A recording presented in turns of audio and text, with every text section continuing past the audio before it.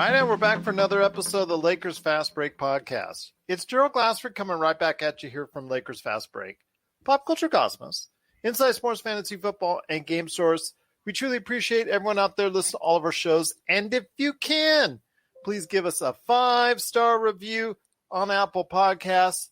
Plus, if you can like, share, subscribe, follow, or do anything that you can to support us right here at the Lakers Fast Break, it is truly appreciated. Well, I was just telling LakerTom, I think we need to reenact that ban on Admiral Akbar, our own Jamie Sweet, because he called it once again on the trap game, because it's a trap, and the Lakers fell into the trap after having such a good first half. They were up by 14 at the break.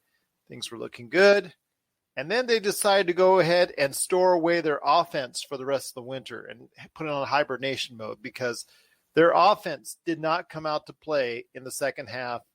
But still, they had a chance to win the game after a LeBron James bucket and had a chance to win it in regulation with a free throw. One free throw.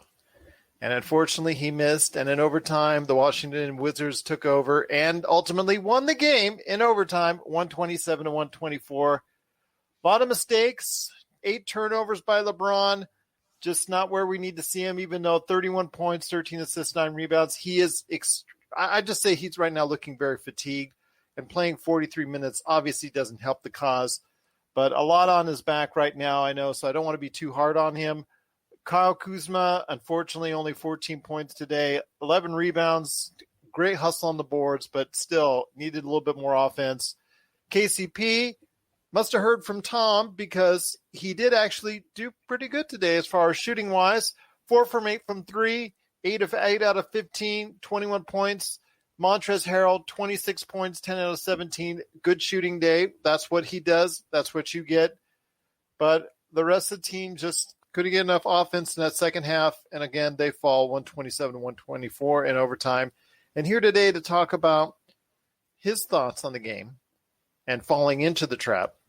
And also as well, some of the things that he's written on Lakerholics.com, some of his proposed trade targets, because today we'll go ahead and just quickly look at some trade targets. You know what? In the past, I might have been harsh, but you know, right now, when you lose 3 in a row, you can't say anything harsher than losing 3 in a row right now. So it is LakerTom. And LakerTom, you got to be disappointed at the lack of effort on offense and lack of execution on offense in that second half. Well, we went through this period in the third quarter where we just couldn't hit a 3, 10 in a row that we missed. And then at near the end of the game, guys were very hesitant to take their shots. You know, they'd pass the ball. LeBron had hit a guy. He'd be open. He'd hesitate a second and then pass it back to LeBron. And for a team that sort of was trying to tell LeBron that you don't have to do everything, that really was our fault, that we didn't do our job, they didn't do their job this time. I tell you what was most frustrating is I knew that free throw wasn't going to go in. And you just could see LeBron was really fatigued at that point in time. What really irritated me to no end was Marc Gasol playing the entire overtime, which I thought was an incredible mistake considering the kind of game that Montrezl Harrell had so far. That you'd put Gasol into that situation. And I mean, he missed a couple of free throws down the stretch. It was just, I'm sorry that the 4 trades I had didn't include Gasol in every single one of them. I am totally tired of the guy. I'm hoping that we end up with DeMarcus Cousins, who I think can add some outside shooting, some 3-point shooting, some volume shooting. Well, at least he'll take the shots. He hasn't been shooting it well this year. He's taking 4.6 shots per game, which would rank second on the Lakers. Yeah, the only guy we have doing 4 is LeBron at 6.6 and Kuzma at 4.2. I mean, I'll keep but you at any rate, you know, shots. I've had it with Gasol. It's just, you know, he gave up the first 2 layups in overtime. Just terrible defense. And it was one of those games that is so frustrating. You could see it happening all the way around. As for Admiral Akbar, he says every game is a trap game. So I don't even count those things. He's like a broken clock that's right twice a day. But at any rate, it's just one of 72 games. It's another disappointing situation. And I think every game that we see happening, we have to take a realization that we're going to have to go through the Portland Trail Blazers, the Los Angeles Clippers, the Utah Jazz, and the Brooklyn Nets if we want to repeat this year. And the roster that we have right now is not going to be good enough to do it because they have a big problem with three-point shooting. Dennis Schroeder, a 30% three-point shooter. Anthony Davis, who's shooting close to 32%, I think. Those aren't going to be the solutions to helping the Lakers solve their three-point shooting woes.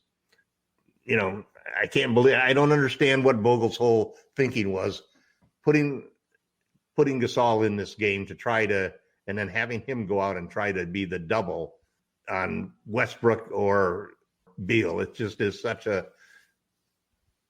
such an illogical move to do, because every time those guys, they're just going to hunt him out and want to have their drive against him, and they're going to get to the line at the least, So give Washington credit. They won 5 in a row, and nobody thought that they could pull that out. And the Lakers have lost 4 of the last 5. And they missed 2 chances to go into double overtime. They missed 2. They had their shot. We made some good three-point shots near the end, but that whole stretch and that hesitancy that we saw at various critical points by players to let it fly, the lack of confidence, and it's not fun watching these games as a Laker fan. The team is not having fun, and we've got 2 tough games coming up on Wednesday and Friday. We could very well, see this losing streak really stretch out. And I don't see anything happening from the coaches to improve the offense. And I don't see anything happening from the front office, although they really can't trade now at this point in time. Most of the players that they want to trade for, or players that they want to include in the trade, can't be moved until March 2nd or 90 days after when they were signed in off season or acquired in the off season. So we'll just have to see what happens. The good thing is that, if you find yourself now hoping that we won't have fans in the stands for the playoffs and there won't be a home court advantage, because it doesn't look like the Lakers are going to have the home court advantage, at least not in the conference finals and the NBA finals. And they could not very well, if we meet the Clippers in the second round, we might not have the home court advantage in the second round. So it's a tough loss. It's a very discouraging loss. I'm angry at the coaching staff for not playing Harrell in the overtime. And, I'm not going to blame this game on LeBron James. That was just one free throw, and the guy 8 turnovers. The whole game. 8 turnovers. 8 turnovers, yep. Each one of these games were, those three overtime games in a row, for example, really were a big contributor to the fatigue that this team is feeling. And we don't have the shooters to get out of that situation, because there's nobody on this team who you really can count on to go out there and nail 5 or 6 straight threes and pull it off. You knew that at some point in time Bertans was going to get hot, and he made his last 2 threes, and both of them were clutch threes. They had several guys make clutch threes.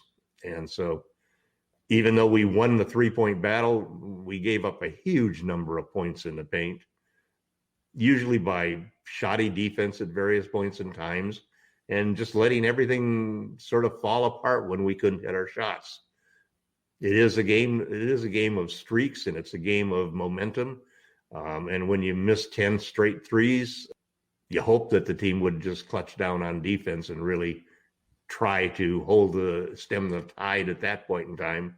But even then, we weren't stopping them. They were getting layup after layup at that point in time. Disappointing game. Flush it down, and let's see what we can do Wednesday and Friday. Hope to get Dennis Schroeder back.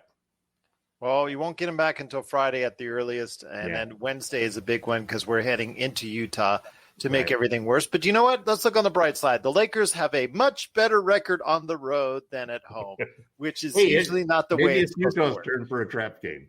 We'll see. We'll see how that works. But, yes, it is going to be a game on Wednesday, so we'll go ahead and be back here for it. This is Raphael from NBADraftJunkies.com, and you are listening to the Lakers Fast Break.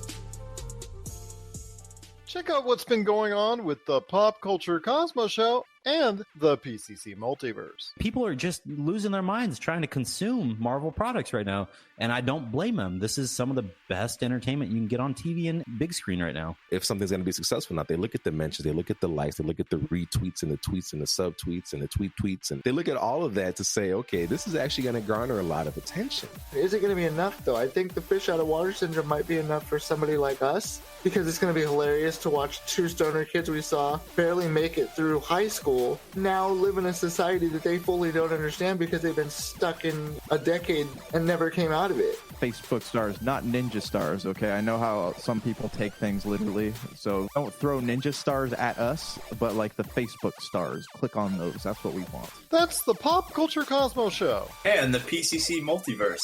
Catch our shows on Worldwide Radio 7 days a week and wherever you get your podcasts. Before we leave, we want to go ahead and just really talk quick about an article that you had on Lakerholics.com. Normally, in good times, I would be roasting some of these picks, but right now, you know what? The Lakers need all help they can get, so I'm not going to argue with too many of them. I can't really go and say too much about it, although your fascination with Lonzo Ball continues because the number one trade on your list is for Lonzo Ball and JJ Redick. And I will say this, if you actually went to LakerTom's house and you look to the right where off camera, he probably has like a life-size poster of Lonzo Ball because he is his biggest fan. And he's probably got on the left of him like a rack full of BBBs. Actually, that's probably a collector's item right now, so you may want to keep on get to those. But yes, the BBB shoes, he's got that whole thing, and the gear too. He's got the gear as well, you know, the warm-up gear. I've never bought a single thing from BBB. Okay. I am a Lonzo Ball fan. Yeah, that you are. Unabashed per se, but no, you know, I mean, what it comes down to is that the Lakers take 30 and make 10 threes a game. They allow 30 shots and 10 threes a game. That works out to a 3-point differential of pretty much zero, and actually it's minus 2 points a game. The best defensive team, you know, allows 28 threes to be taken in a game and makes like 9 threes. So there's not enough. If you want to have a positive differential with 3-point shooting, you're not going to do it defensively because the Lakers are on top 5 defensive teams and against 3-pointers already. The problem is that the Lakers are 26th, 27th in offense, in making 3-point shots and in scoring 3-point shots. Their percentages, at least before this game, was 20th, but their actual number of threes that they take and the number of threes that they make is 26th or 27th. So the only area you really have to improve is to shoot more threes. And in fact, you're not even going to get much gain by hitting a few more threes because you really have got to take a higher volume of threes. And the problem is that the Lakers, other than LeBron, the Lakers do not have anybody who is in the top 90 3-point shooters in volume in the league. And it's a major problem that the team has. So the 4 trades I put out there were basically focused on bringing in guys who shoot 7 or 8 threes a game and shoot them at a good percentage. And almost all of the trades basically are designed to take care of the negative 3-point differential we have and get a lot more open shots. The formula for winning with LeBron James has always been surrounding him with high percentage, high volume 3-point shooters. Exactly what we have not done, you know, and it's been a real problem this year. We won the championship last year. I don't think the front office feels very confident that we're going to win it again this year. I think like most trades that are proposed by bloggers like us, like myself, generally don't have very much chance of happening. And most trades that the Lakers have done in the last couple of years with Rob Pelinka are sort of surprise trades where there's no rumors running around. It's the Lakers keep it pretty close to the vest. But there's some things that they can do, you know, and I think that one of the first thing is that you have to sign Boogie Cousins. Despite his lack of defense, he has size, and we need size at the center position right now. And Marc Gasol is not that answer. Cousins at least takes 4.2 threes a game, makes 35% of them, is not afraid to fire away from deep. And we need that to stretch the floor because Marc Gasol doesn't stretch the floor. Nobody's afraid of him shooting threes. He doesn't threaten them to shoot threes. Doesn't even make. He makes 0.8 per game. So he has no gravity as a three-point shooter. So the first thing you need to do is to put somebody out there who does have gravity for it. And that's probably Boogie. He's our best shot at getting somebody at the center position who's a true stretch five. And then I think that you have to take a hard look. I am totally against giving Dennis Schroeder an extension at this point in time. You can't win in this league with a 30% three-point shooter and a guy like Caldwell Pope who's been totally inconsistent this year. He's shot well the last couple of games, but he's gone through a streak that's lasted 15 games where he's really shooting under 30%. You have a starting backcourt that basically cannot shoot their way out of a game. And they're not going to win you a game that way. And that's not the way that you have to win with LeBron James. You've got to get some three-point shooters in there. So Lonzo Ball and JJ Redick, for example, would add like 6 points a game to the Lakers offense, just and simply, and totally in a reversal of their three-point shooting. The other trades were for other guys that would do the same thing. Kyle Lowry shoots 9 threes a game. Trading for him would be another good move. Trading for Malik Beasley from the Timberwolves, he shoots 8 threes a game. Or Devontae Graham from the Hornets, who's sort of been replaced now by Melo Ball. He shoots 8.1 threes also a game. So you've got guys that are among the top 25 three-point shooters volume-wise and shoot a high percentage. You need somebody like that. We need 1 or 2 players like that, plus Boogie Cousins to change the entire approach that we have to the game because we're losing the three-point battle against all of the big teams, the top teams in the league. The only exceptions are the Lakers and the 76ers. They're the only teams in the top. The Lakers.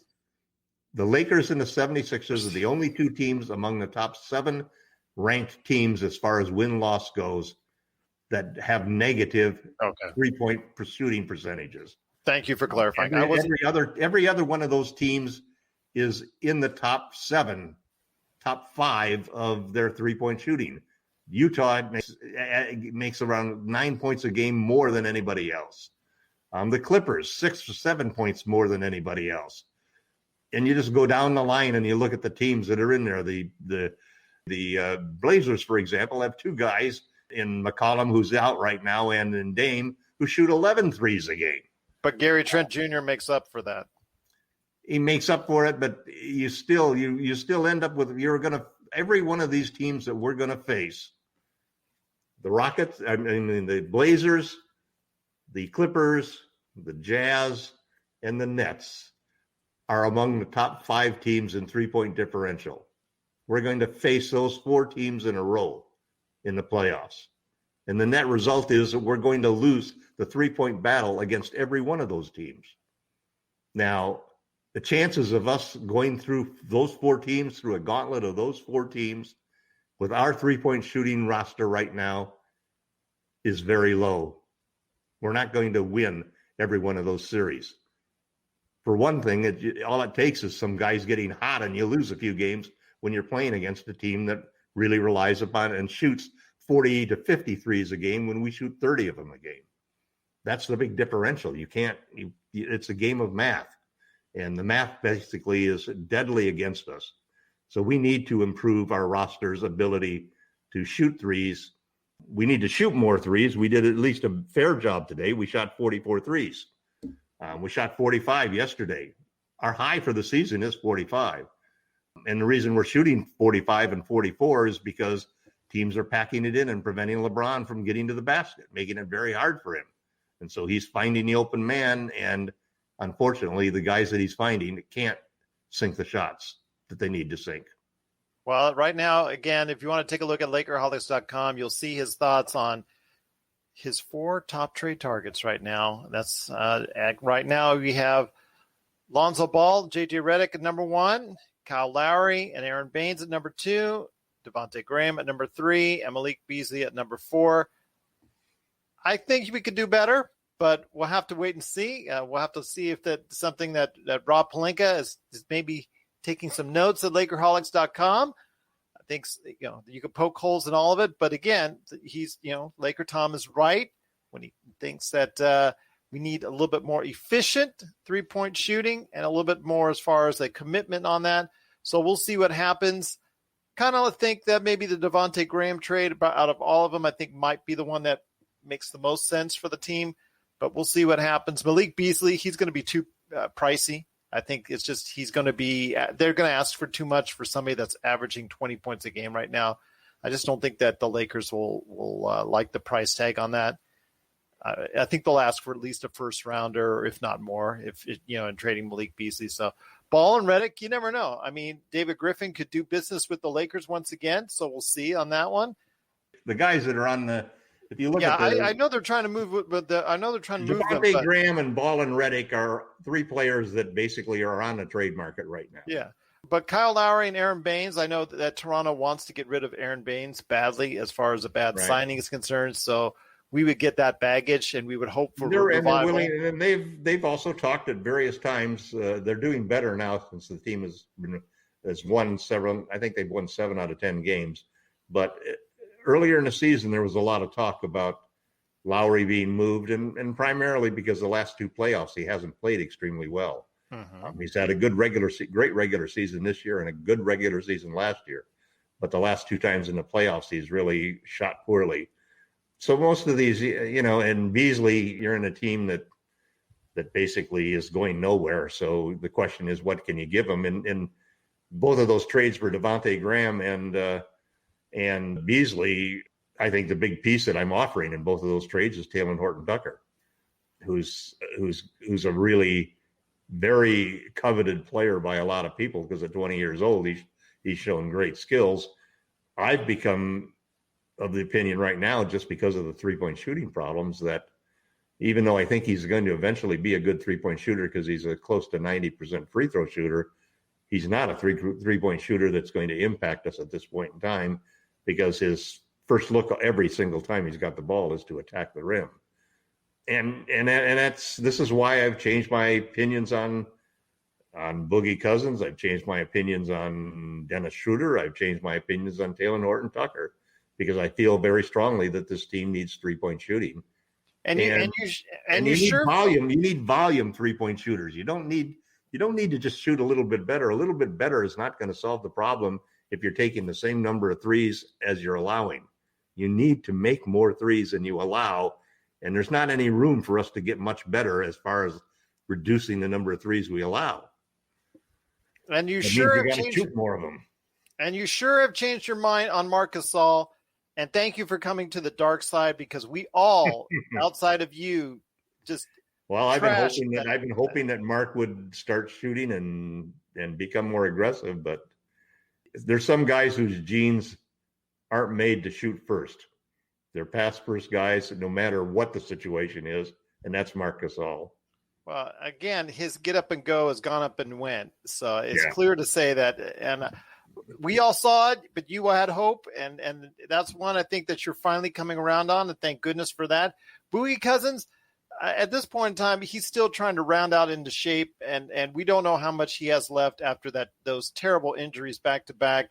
Again, he's still got enough left to shoot 35%. Yeah. Oh, he loves shooting. Yeah, don't ask him to shoot it. Don't ask him to shoot a 3-pointer, because he'll shoot 3-pointers. That's all he did. That's what we need. I mean, that's what It just, I tell you, it frustrates me to no end. The people who constantly say our problem is, including yourself at times, that our problem is our 3-point defense. Our 3-point defense is in the top 5 in the league in every single category that you can look for. Our 3-point offense is bottom 5 in the league in every category you can look at. That's the problem. We just do not shoot enough threes. Or we might not. Even if they shot at the league average of 37%, it's still a problem that we don't take enough threes, because the teams that we're going up against in the playoffs are all teams that are taking 10 more threes than we take a game. Well, there is still a problem with the three-point defense because of who you allow it to. Letting Bertans get in that late of the situation, allowing him to shoot those three-pointers, that is something that, again, comes down to proper coaching. So I disagree with you slightly on that because, again, I still think there's an issue on who you allow those three-pointers to. Yeah, of course, their three-point percentage overall, as far as what they defend, is good. But, again, it's all about who and when you go ahead and allow those three-pointers. I think there's still the problem wasn't the three-pointers that Bertans shot tonight. The problem were the three-pointers that we didn't make. It's a little bit of both, obviously, when you let them come back from back that far back as they were. So they only made 9 three-pointers. We made 15. Again, we have an 18-point advantage in the three-point contest. Again, I'm not going to argue with you because, it's just something that, again, as to who you and when you shoot it, when you allow them to shoot it. With Bertans, make him drive every single time. It's pretty easy to go ahead and defend him if that's the case and you're making him do that. But it's still, the Lakers had a chance to tie the game. They had a chance to win the game. And just like what happened on Saturday, again, just not able to execute in that last minute to where we need it to happen. And LeBron looks tired. He looks very tired. Very sloppy work. 8 turnovers today. Again, but he's doing a lot. He's being asked to do a lot. And at some point, you're just going to have to go ahead and give him a day off and just chalk it up as another L, I think, at this point. So we'll see what happens. But it is the Lakers, again, losing in overtime, 127-124. If you have any questions for LakerTom, or you want to go ahead and check out his full article on his potential trade targets, and again, at this point in time, we're looking to see if we can get any kind of new blood at all. So we'll see what happens there, and if we do actually get DeMarcus Cousins as well. But again, if you have any thoughts on what LakerTom is doing, you can go ahead and check out on his medium.com site and also Lakerholics.com, or give him a shout out on Twitter at LakerTom. We're at Lakers Fast Break. We're also LakersFastBreak at yahoo.com. I also went ahead and today dropped another awesome podcast, The Pop Culture Cosmos, where we talk about WandaVision, Blizzard, and also Constantine on HBO Max. Well, Tom, we'll see what we can do. You know what? This is lining itself up for a major upset on Wednesday. Let's go ahead and say there. Admiral Akbar, if you're out there, Jamie, go ahead so you won't get banned. Tell you what, call the trap game for the Jazz, and hopefully that will allow the Lakers to win, who play better on the road than at home. So we'll see what happens Wednesday in Utah, and we'll be here right after the game to talk about it. And if you have any thoughts, once again, at Lakers Fast Break or at LakerTom on Twitter, go ahead and give us a shout out. And please, if you want to go ahead and check out all what we do, Lakerholics.com. We'll be back on Wednesday right after the game against Utah, right here at the Lakers Fast Break.